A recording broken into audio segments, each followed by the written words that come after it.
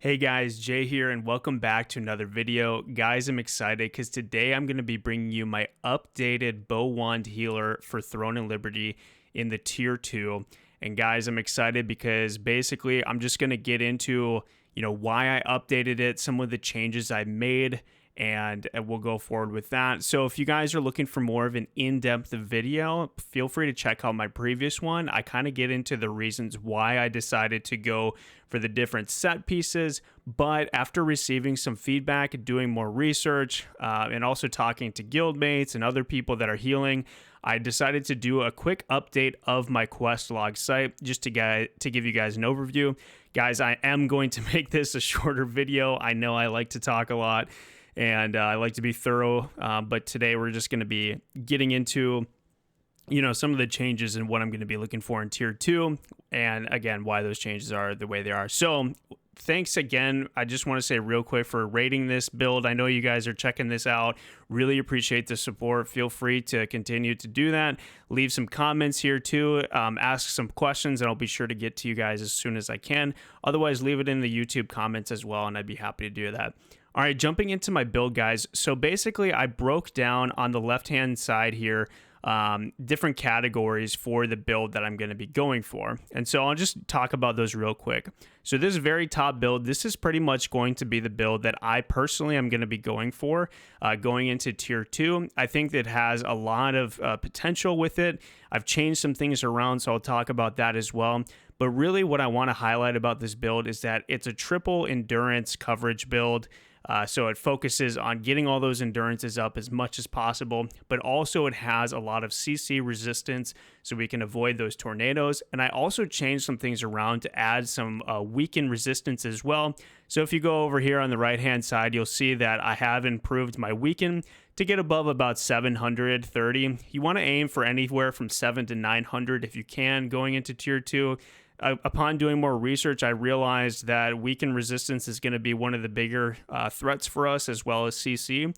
And so basically, I was able to get about 730 for that, and then also have a decent amount of collision resistance as well. If you're looking for more of a rounded collision, you can definitely sacrifice some of the collision for more weaken, but I think this is pretty solid because most people are going to be building anywhere from 900 to 1200 collision chance, and so that's why I'm going to be kind of keeping it in this range here. But yeah, guys, so I'm going to be talking about, okay, so this is I put in parentheses my hope build. So this is what I hope to get towards the end. There's a lot of pieces in here, especially these two that come from Nebula Island. And so I wanted to bring that up and note that, hey, I made a build for you guys. If you don't have the ability or you think that it's going to be too challenging to get Nebula Island, I made this here. So this is the early tier 2 upgrade. It has no arc boss, no nebula, no resonant effects, no artifacts, and it has the blue runes. So basically, this is kind of the build that I came up with to help you guys get in the right direction as you're going into tier 2. All of the gear in this set right here is all obtainable through the dungeons. And so I listed all of these in our description over here, minus some of the tier 1 pieces because, as we know, like you guys already know where to get some of these tier 1 pieces. And so I just listed the tier 2 on where they might be found as we get into tier 2. But feel free to go check out on Maxroll. They have all these great guides on where to get all these items and things like that. But I wanted to note this just to give you guys a little idea of where we're going. And so basically, guys, this is going to be following my same principle that I talked in the previous video. I want to go for the Arc of Lunar Radiance, Overture of Eternal Salvation, and these two are basically going to be our bread and butter. If you're able to get the Cordy Wand, great. I think that one's a great option. And also, so just go for these two if you guys can. Also, I go for the Vanguard 2-piece as well as the Oracle Priest 2-piece. The reason being, quick rundown, is we get more, the more perception we have, the more endurance we get. And so basically this just increases our survivability and we get collision resistance, fortitude, wisdom, all this really good stuff. All the endurances, everything we want for survivability.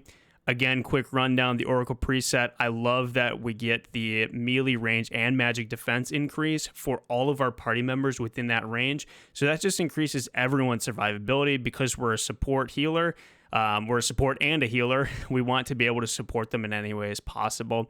And guys, basically going with my theme of ensuring that I get a lot of collision resistance, at least as much as I can.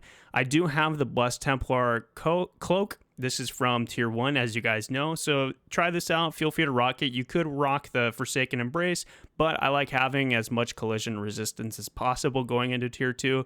And then I also keep the Clasp of the Conqueror too, just because this is a great tier 1 piece and it can carry us pretty well going into tier 2. So those are the two tier 1s that I wanted to talk about.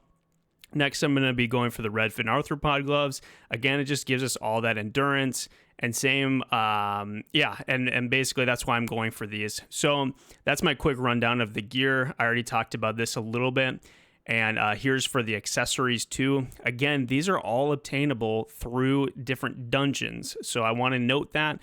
Basically, the reason why I went for all these is because we increase our endurances, our max health, everything.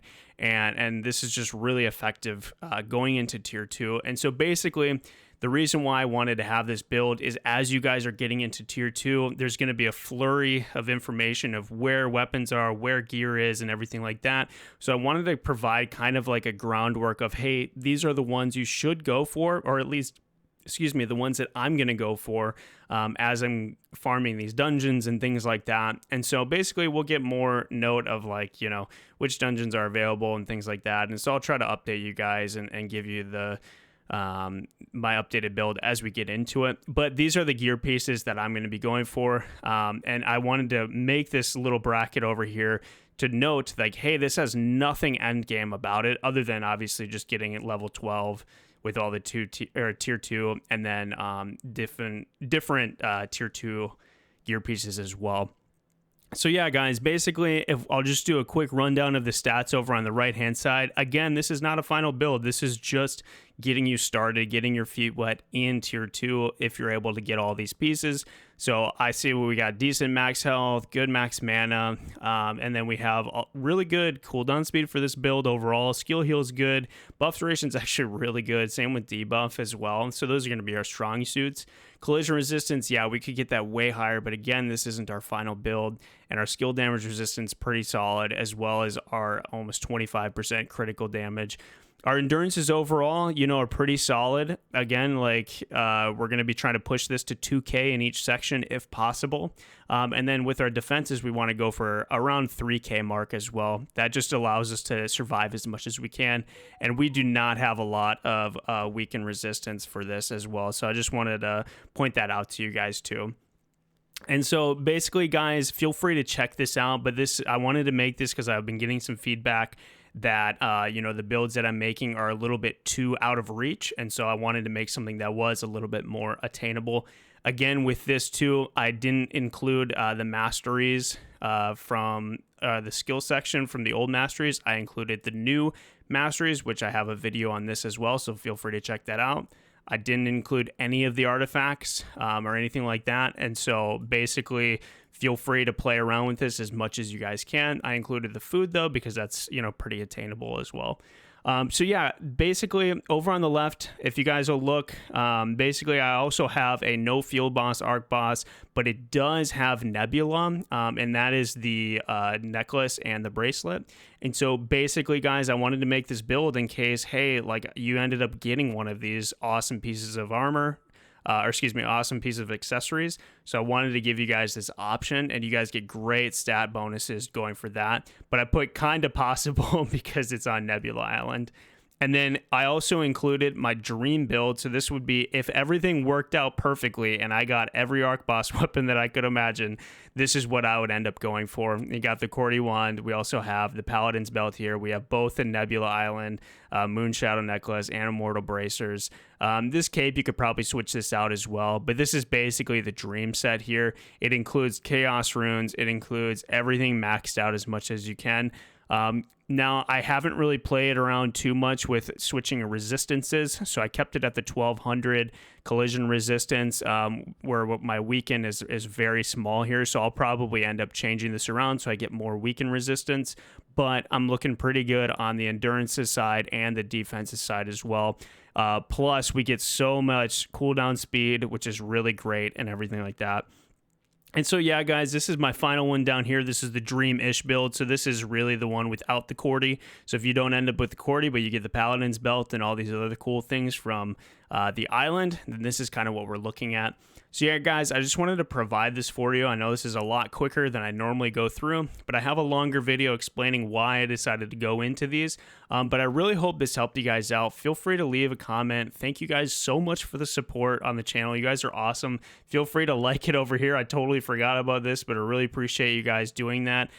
Feel free to, critique me on it, and let's keep doing some more theory crafting as we get into tier 2. But guys, this one with the stars on it, this is probably what I'm going to be personally going for going into tier 2, just because I like coming up with, builds for you guys. And I think this one's pretty solid overall. And I hope I wouldn't steer you guys in the wrong direction going into tier 2.